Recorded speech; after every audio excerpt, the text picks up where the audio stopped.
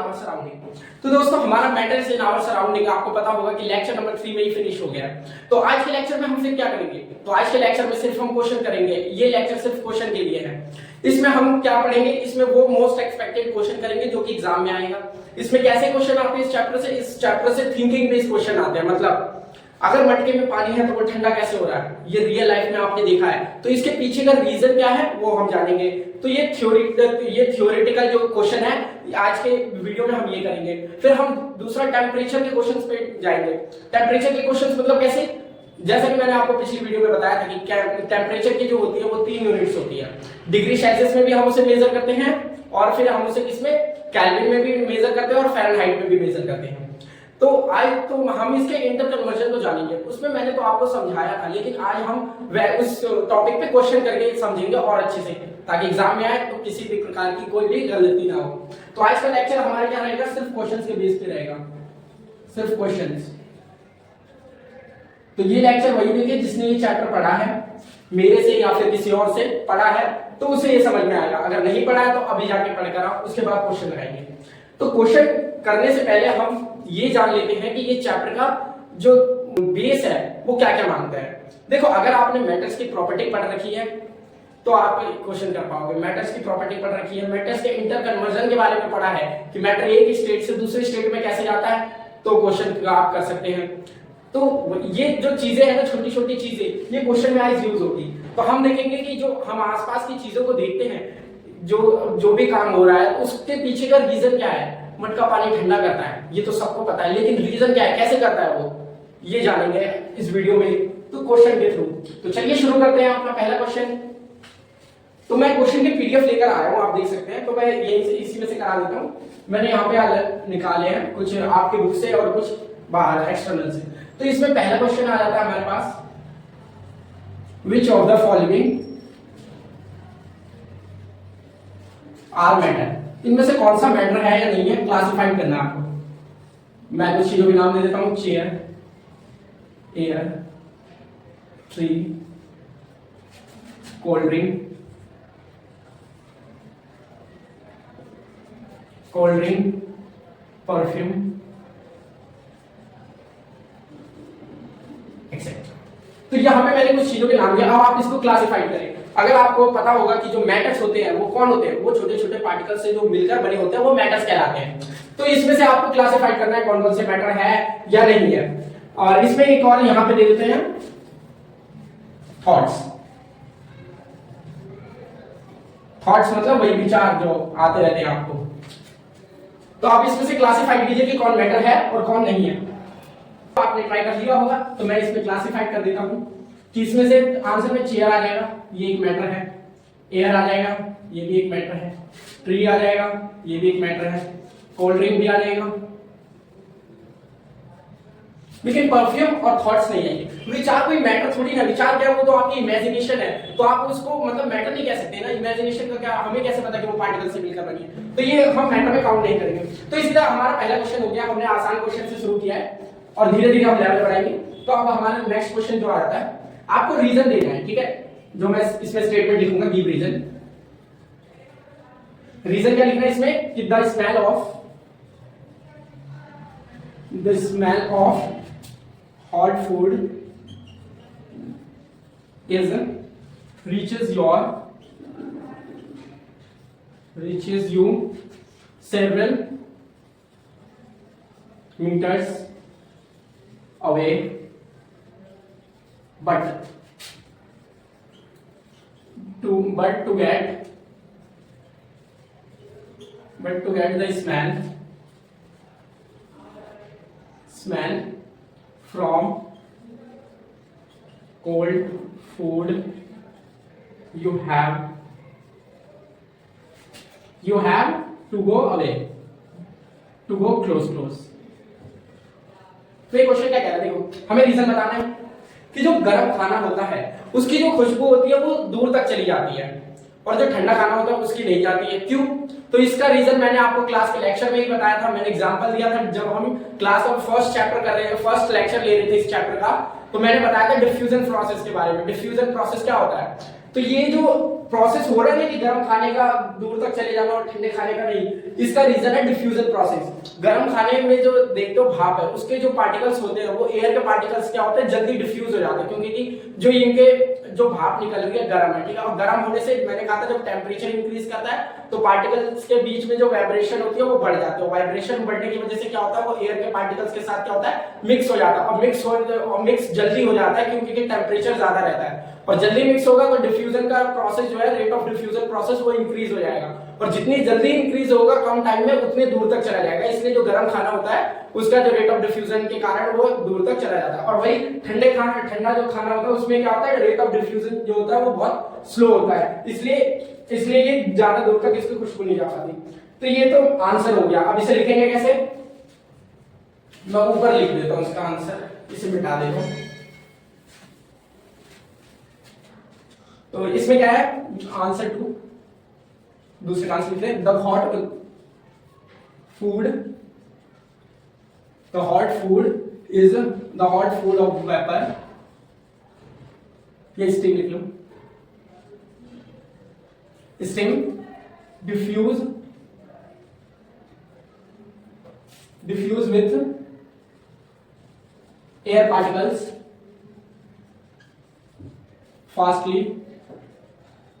fastly in less taken time, in less taken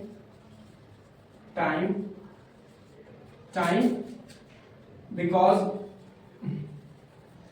the rate of diffusion process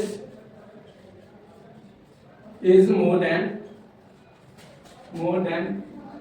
the cold food। ठीक है ना, hot food of steam, जो गर्म खाने की जो भाप होती है वो क्या होता है, डिफ्यूज हो जाता है, किसके साथ, विद एयर पार्टिकल्स, एयर के पार्टिकल्स के साथ बहुत जल्दी होता है, क्योंकि जो स्टीम होती है वो गर्म होती है, उसका टेम्परेचर ज्यादा होता है, तो बहुत जल्दी फास्टली और कम समय में क्या होता है, डिफ्यूज हो जाता है। तो रेट ऑफ डिफ्यूजन जो है वो, rate of diffusion process is more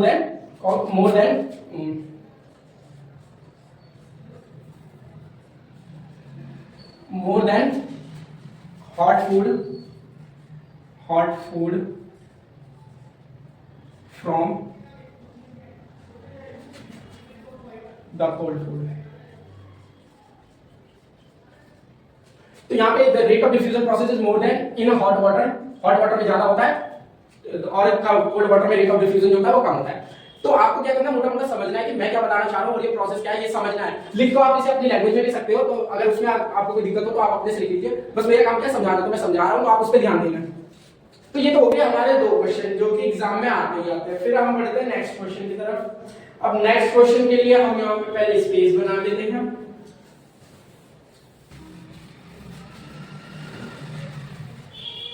अभी तक हमारे क्वेश्चन दो हो गए, अब है क्वेश्चन 3। इसमें क्या है, travel is able to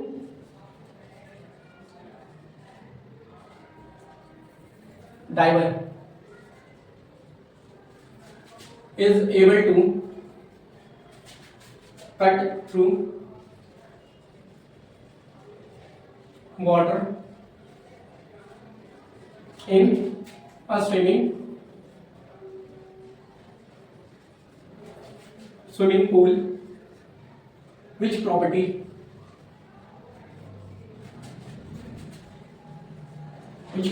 of matter does these observation show। तो ये क्या है, एक डाइवर है जो कि स्विमर है, एक डाइवर है, वो एबल है, यानी वो काबिल है कट करने की वाटर को इन स्विमिंग पूल, यानी स्विमिंग पूल का पानी को कट करने के लिए एबल है वो, ठीक है। अब वो एबल किस वजह से, उसकी क्या प्रॉपर्टी लगेगी, तो which property of matter does it observation show, यानी इस ऑब्जर्वेशन में जो स्विमिंग पूल के वाटर को कट कर रहा है इसमें कौन सी प्रॉपर्टी है जिसके कारण वो कट कर पा रहा है। तो आप, मैंने बताया अगर आपने मैटर्स की प्रॉपर्टी अच्छे से पढ़ी है तो फिर इसका आंसर आपके दिमाग में आ गया होगा। मैं 3 तक काउंट करता हूं, फिर हम इसका आंसर लिखेंगे। 3 2 1 गो। अब मैंने बताया था ना मैट्रिक्स की प्रॉपर्टी में कि मैटर के पार्टिकल्स के बीच में क्या होता है, स्पेस होता है। उसी स्पेस के कारण ये डाइवर जो है वो वाटर को कट कर रहा है। तो ये क्या है, दिस ऑब्जर्वेशन, इसे लिख लेते हैं हम, these observation show that the particles of matter have intermolecular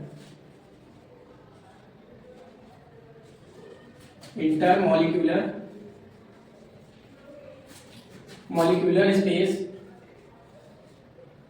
The intermolecular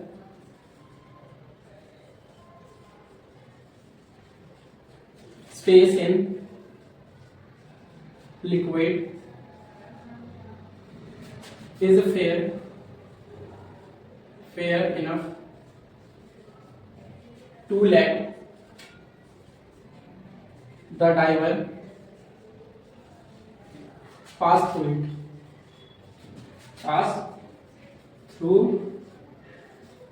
it. जो वाटर के मॉलिक्यूल्स जो होते हैं, ये वाटर के मॉलिक्यूल्स है, ठीक है।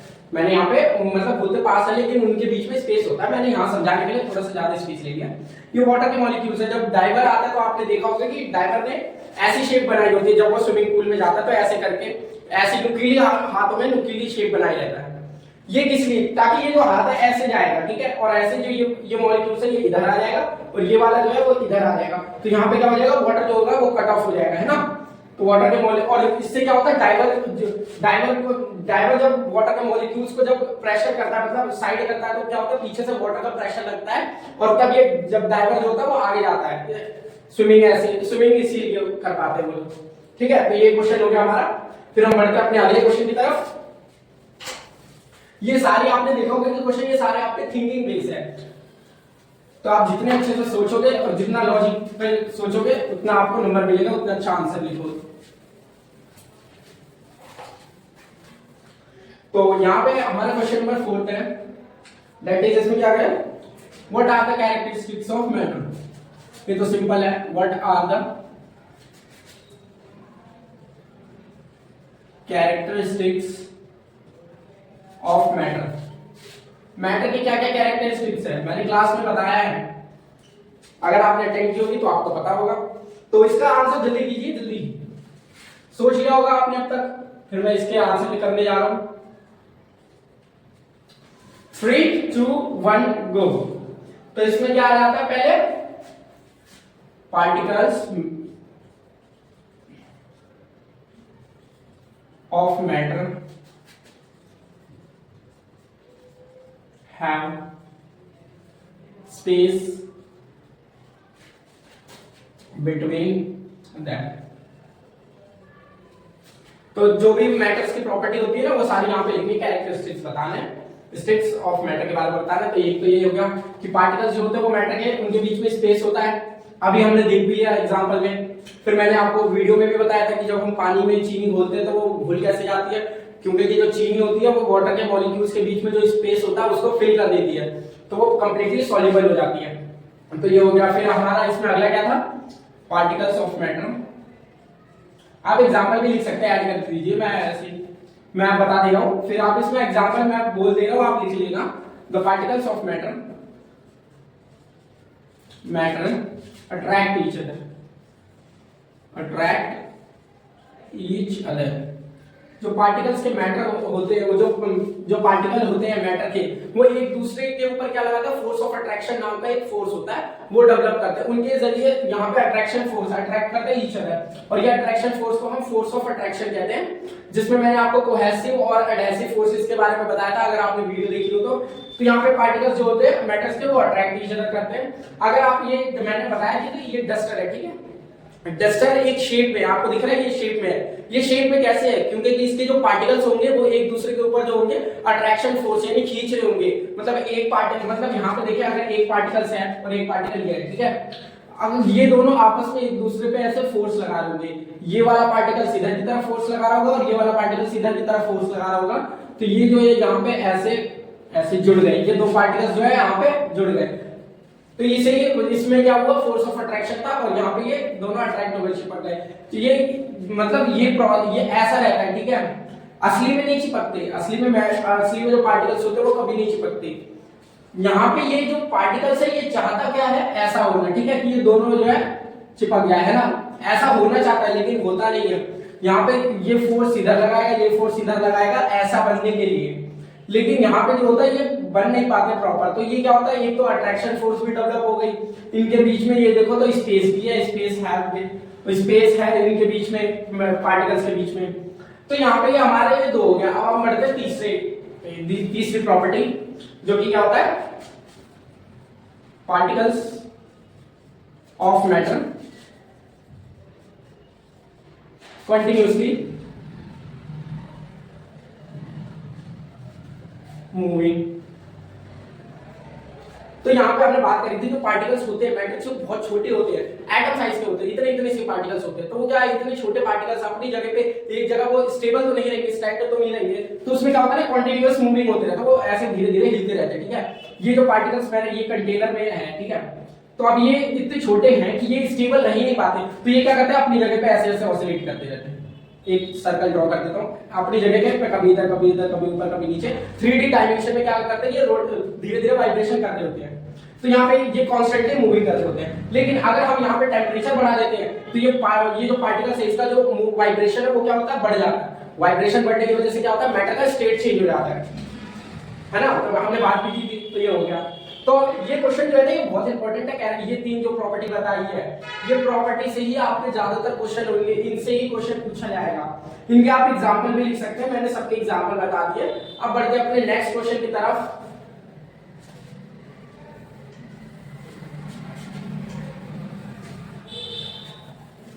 तो हमारा अगला क्वेश्चन क्या कह रहा है, क्वेश्चन हमने कौन सा किया अभी, 5 करना है ना हमने। तो इसमें क्या है, तो इसमें क्वेश्चन दिया है क्या, एक टेबलेट फॉर्म बना, ठीक है, ये आप कर लोगे, फिर भी मैं ऊपर से बता देता हूँ, फिर आप बढ़ जाएंगे नेक्स्ट क्वेश्चन की तरफ। डिफरेंसेस इन द कैरेक्टरिस्टिक्स,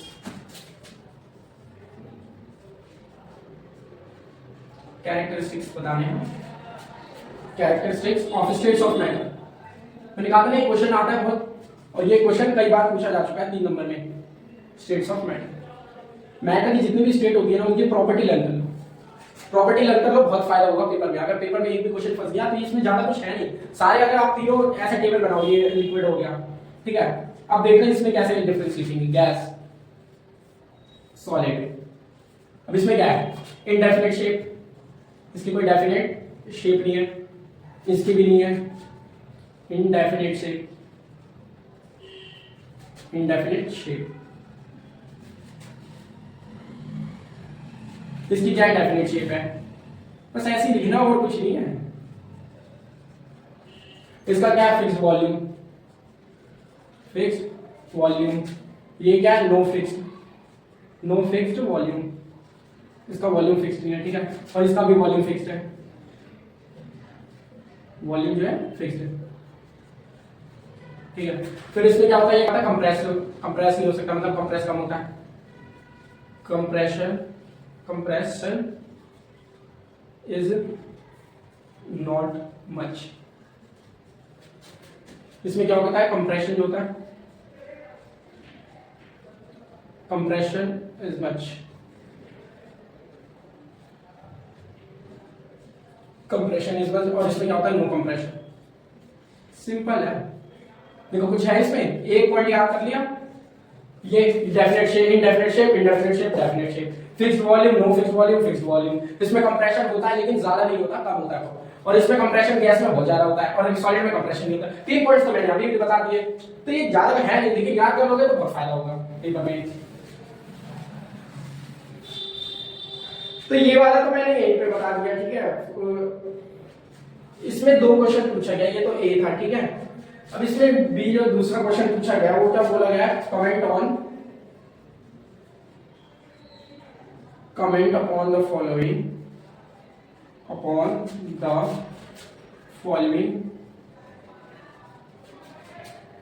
आपको क्या कमेंट करना है, यानी बताना है किस चीज के बारे में। यहाँ पे कुछ वर्ड है, रिजिडिटी यानी ठोसपन, रिजिडिटी, उसके बाद क्या है,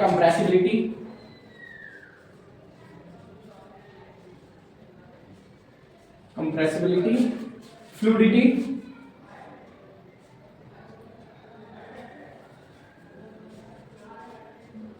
फ्लूइडिटी, और क्या इसमें kinetic energy,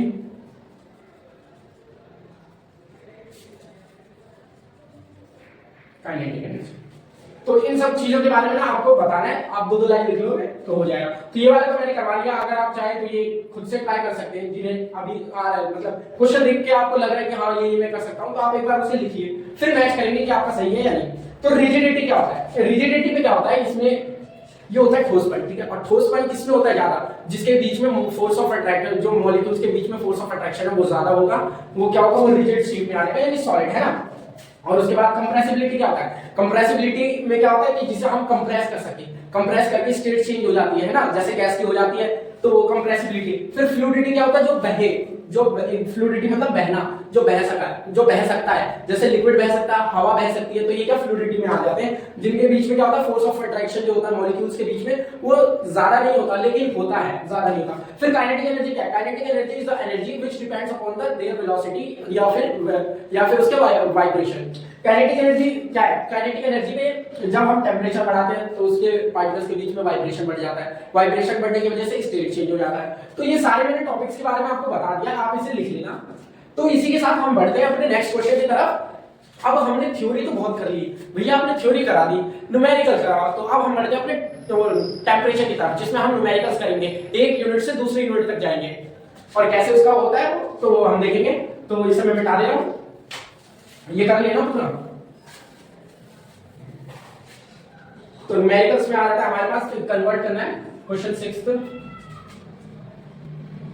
convert the following temperature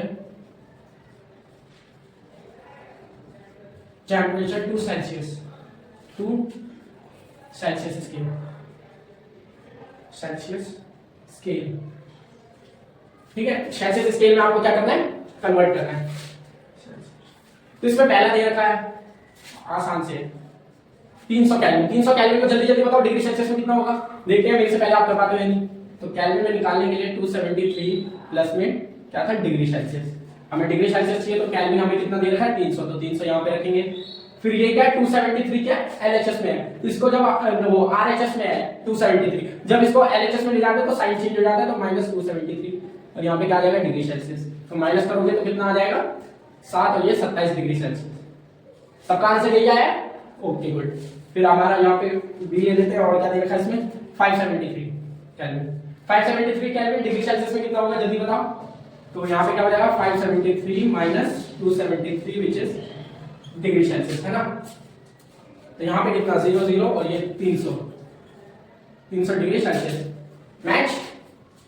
तो अब एक और ले लेते हैं सी। इसमें अब आपको क्या करना है, चलो ये तो हो गया, उसके ऊपर ना बोर्ड हो जाएंगे। अब बढ़ते हैं कि हमने क्या किया, केल्विन को हमने डिग्री सेल्सियस में किया। अब क्वेश्चन नंबर 7 ले लेते हैं। क्वेश्चन नंबर 7, इसमें क्या करेंगे, सेम चीज, convert the following temperature to kelvin. अब इसका रिवर्स करना है। अब हमें क्या रहेगा, डिग्री सेल्सियस में टेम्परेचर रहेगा और केल्विन में बताना रहेगा। तो इसमें हमारा यहाँ पे पहले ले लेते हैं, क्या हो जाएगा यहाँ पे 250 डिग्री सेल्सियस। 250 डिग्री सेल्सियस कुछ नहीं करना, आप 250 में क्या करना है, प्लस कर देना 273, और ये क्या आ जाएगा, केल्विन में आ जाएगा। तो यहाँ पे अगर केल्विन में देखोगे तो ये कितना आ जाएगा, 250, 200, 400, 500, 500 कितना हो जाएगा, ये 533, 523 डिग्री केल्विन, है ना मैच। हाँ चलो, अब है ना 3, 5, 12, 1, 4, ठीक है। ऐसे ये था। अब यहाँ पे बी ले लेते हैं। इसमें क्या हो जाएगा, 212 degree Celsius. 212 degree Celsius kelvin में कितना होगा, जल्दी बताओ। 212 plus 273 which is kelvin.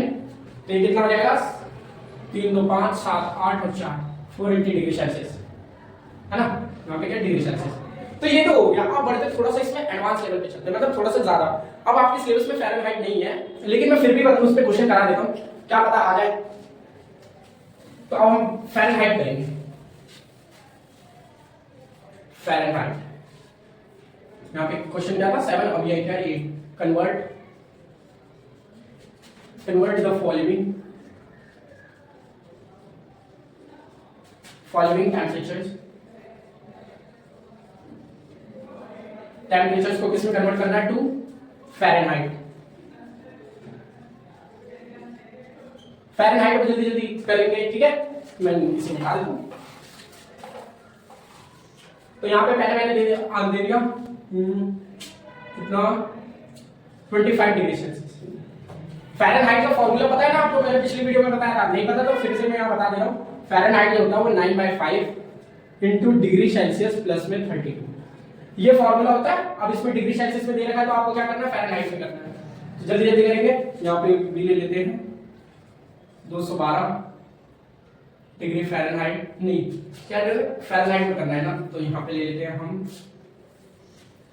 Temperature में 70 डिग्री सेल्सियस, और एक ले लेते हैं यहाँ पे 373 डिग्री केल्विन। तो पहले हम ये वाला करते हैं, यहाँ पे क्या है फ़ारेनहाइट निकालना है। तो यहाँ पे फॉर्मूला में क्या है 9/5 इंटू डिग्री सेल्सियस। तो डिग्री सेल्सियस कितना दे रखा है 25 और प्लस का 32, तो इसे सॉल्व करोगे तो कितना 5 में 45 और प्लस में 2 कितना हो जाएगा 7, और ये कितना हो जाएगा 77। 9 5 45 और 45 2 7 और 4 हाँ 77 डिग्री फ़ारेनहाइट आ गया। मैच है, यहाँ पे क्या किया हमने 45 5 में 45 प्लस में 32 किया। तो अब यहाँ पे सेकंड में यही करेंगे कि फ़ारेनहाइट की ये है 9/5 है, डिग्री सेल्सियस कितना 70, तो 70 प्लस का कितना 32। तो इसे आप सॉल्व करोगे तो ये कितना आएगा, 5 से काटोगे तो 12 पर ये कितना आएगा 12 5 60 और ये 5 में 5 5 6 14 5 70 और 14 में 126, तो 126 और प्लस में कितना करना है 32। तो इसे जब हम प्लस करेंगे तो ये कितना हो जाएगा 6 2 8 और 5 और 1 डिग्री फ़ारेनहाइट। तो फ़ारेनहाइट में हमारा कितना आ जाएगा 158 डिग्री फ़ारेनहाइट आ जाएगा, है ना, 8 और 3 2 5 और 1, ठीक है। अब ये वाला देखो भैया, ये तो केल्विन में है, ये तो डिग्री सेल्सियस में थे इसलिए हमने कर लिया, लेकिन यहाँ फॉर्मूले में तो डिग्री सेल्सियस है और यहाँ पे आपने देखा केल्विन। आपने गलत क्वेश्चन दे दिया, नहीं मैंने क्वेश्चन सही दिया है। अब यहाँ पे क्या दे रखा है आपको, पहले केल्विन में और यहाँ पे क्या डिग्री सेल्सियस। तो केल्विन से डिग्री सेल्सियस में जाना कैसे जाते हैं वो आपको आता है, तो वही करेंगे हम। डिग्री सेल्सियस में कैसे आते हैं 373 माइनस 273 है ना, और माइनस करेंगे तो डिग्री सेल्सियस में कितना आ जाएगा 100 डिग्री सेल्सियस। बस आ गया, फॉर्मूले में रखो। तो यहाँ पे क्या हो जाएगा F = 9/5 इंटू 100 प्लस में 32, तो ये कितना हो जाएगा 5 से काटोगे तो 20 और ये कितना 180 और 180 30 210 212 डिग्री फ़ारेनहाइट। तो ये क्वेश्चन हमने न्यूमेरिकल्स भी थोड़े बहुत कर लिए ताकि मजा आ जाए, थ्योरी पढ़ के बोर हो गए होंगे। तो ये पेपर में आता है इंटरचेंजेबल, ठीक है, तो आपको ये आ गया होगा, आई होप आ गया होगा आपको। तो फिर हम बढ़ते हैं अपने नेक्स्ट। अब एक दो इंपॉर्टेंट क्वेश्चन कर लेते हैं थ्योरी के जो कि एग्जाम में आएंगे। तो मैं इसे रब कर दे रहा हूं, और जिसे अब भी अगर समझ ना आया हो तो वो फिर मेरी पहले वाली वीडियो देख ले, या फिर मतलब कहीं कोई से भी YouTube पे इतनी सारी वीडियो कोई से भी देख ले ताकि अच्छे से समझ आ रहा है, अगर मेरे से ना आ रहा है तो क्वेश्चन नंबर 9 पे चलते हैं। इसमें बोला गया है कि व्हाई डज, थ्योरी का सोचकर जवाब देना है, why does the palm feel cold when we put some acetone or petrol or perfume on it। तो ये क्या कह रहा है, व्हाई डज, मतलब ऐसा क्यों होता है कि जब हम हथेली पर क्या कर रहे हैं, एसीटोन रख रहे हैं, पेट्रोल रख रहे हैं या परफ्यूम रख रहे हैं तो वो ठंडा महसूस होता है ना, cold. When we put some acetone, petrol या परफ्यूम, जब हम ऐसा कुछ रख रहे होते हैं हाथ पे तो हमारे को हाथ पे क्या होता है, हथेली पे ठंडा क्यों महसूस होता है। तो देखो हमारे बॉडी का टेम्परेचर अगर आपको पता हो तो क्या होता है 37 डिग्री सेल्सियस। ये आम टेम्परेचर नहीं होता है, 37 डिग्री सेल्सियस एक अच्छा खासा टेम्परेचर होता है, इतना हमारे बॉडी का टेम्परेचर है, ठीक है। अब ये क्या होता है, जब ये एसीटोन और पेट्रोल वगैरह जब हाथों पे पड़ते हैं तो वो क्या होता है, जैसे ही पड़ते हैं तो हमारे अंदर की जो मतलब हमारी बॉडी की जो हीट होती है वो हीट को ऐसे सक करते हैं और मतलब एटमॉस्फेयर में फिर उसे छोड़ देते हैं। तो क्या हो जाता है, जब हमारी बॉडी का जो टेम्परेचर है वो अगर बाहर चला जाएगा तो हमारी बॉडी जो होगी वो कूल डाउन होने लगेगी ना, तो इसलिए हमारे हाथ पे क्या होता है, ठंडा महसूस होता है। तो ये तो हमने समझा दिया आपने भैया, लेकिन लिखेंगे कैसे, तो लिखेंगे कुछ ऐसे कि एसीटोन पेट्रोल, एसीटोन पेट्रोल और perfume evaporate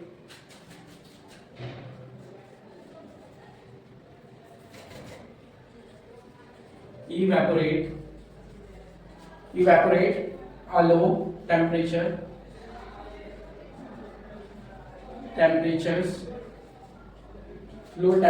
when some acetone, petrol or perfume is dropped on the palm. It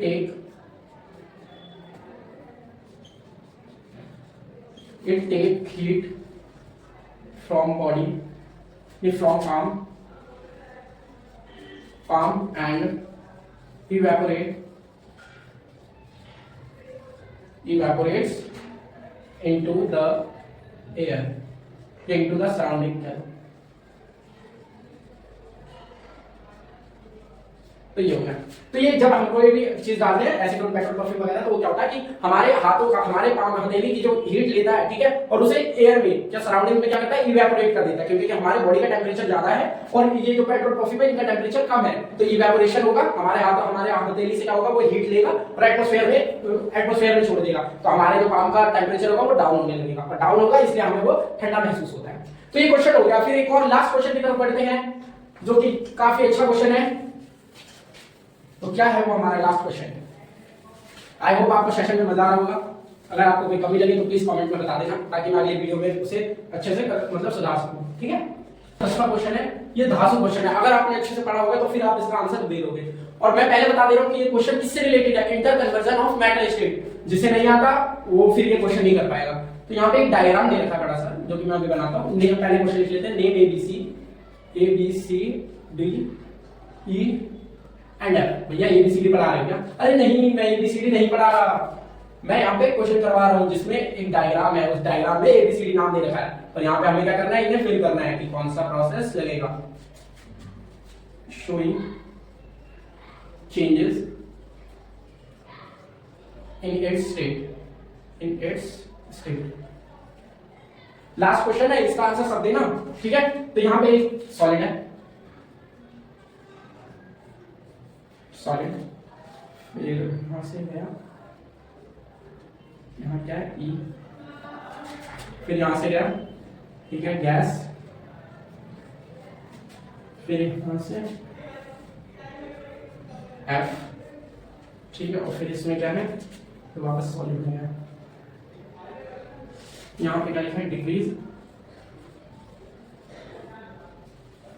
heat and increase pressure.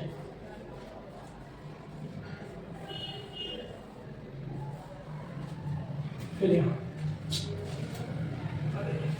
इसे मैं ऊपर थोड़ा रख देता हूँ, यहाँ जगह ठीक है। ABCD इन द फॉलोइंग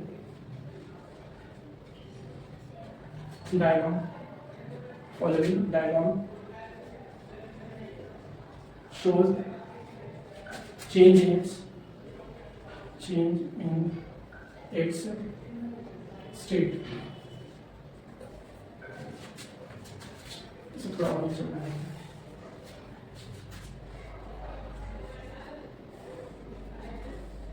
यहाँ पे क्या इंक्रीज हो रहा है,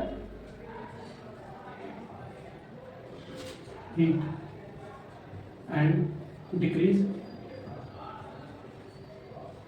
प्रेशर।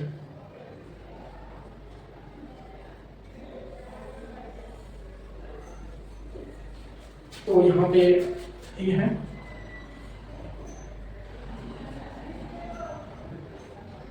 ये एरो और एक ये एरो, यहाँ पे डी, फिर ये लिक्विड है,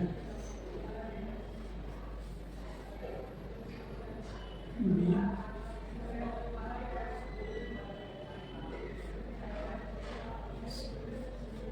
अब आपको बताना है यहाँ नहीं, चलो ये हमने कर दिया। अब आप देखिए कि ये तो एक टेबल पे ट्रायंगल मैंने बना के समझाया था, यहाँ पे ऐसे लीनियरली देखा है। अब सॉलिड से लिक्विड में जाना है तो क्या करना पड़ेगा, फ्यूजन। तो ये क्या हो जाएगा यहाँ पे, ये हो जाएगा फ्यूजन प्रोसेस। प्रोसेस का नाम लिख लेना यहाँ पे।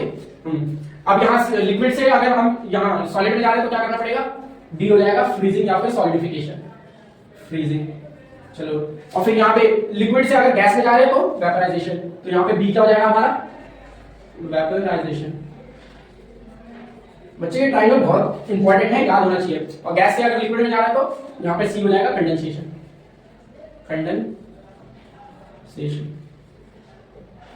कंडेंसेशन। ठीक है, ये हो गया। अब यहाँ पे क्या है, अगर लिक्विड ये सॉलिड है, ठीक है, सॉलिड यहाँ डायरेक्ट कन्वर्ट होता है गैस में, और जब सॉलिड डायरेक्ट कन्वर्ट होता है गैस में तो उसको हम क्या कहते हैं, दैट यहाँ पे क्या है, F, that is sublimation. Sublimation. जब सॉलिड गैस में जाता है तो सब्लिमेशन प्रोसेस करना पड़ता है ना, तो ये हो गया। और यहाँ पे क्या है कि ये एरो ऊपर की साइड जा रहा है, जब सॉलिड से डायरेक्ट मतलब इधर से जा रहा है ना, ये तो सॉलिड गैस से लिक्विड, हाँ यहाँ पे, हाँ बच्चों यहाँ पे गैस से अगर हम डायरेक्ट सॉलिड में जा रहे हैं तो उसमें हमें सब्लिमेशन करना पड़ता है। लेकिन अगर हम यहाँ गैस से सीधा सॉलिड से सीधा गैस में जाए तो डिपोजिशन करना पड़ता है, यानी क्या हो जाएगा, डिपोजिशन। तो यहाँ पे मैंने लिख दिया है। आपको अब तो पता चल गया होगा कि inter conversion of metal state की इंपॉर्टेंस क्या है। पेपर में आएगा, याद कर लो। ऐसा डायग्राम नहीं तो किसी और तरीके से पूछेगा, लेकिन पूछेगा तो यही पूछेगा अगर इस टॉपिक से आता है तो इसी के साथ आज का ये लेक्चर हमारा यहीं तक है। मिलते हैं अगली वीडियो में अगले चैप्टर के साथ, और नई एनर्जी नए जोश के साथ हम अच्छे कंटेंट लाएंगे और फिर यहाँ पे पढ़ाएंगे। ठीक है, तो तब तक के लिए आप रिवाइज कीजिए, अपने एग्जाम की तैयारी कीजिए। मिलते हैं अगले लेक्चर में, तब तक के लिए बाय।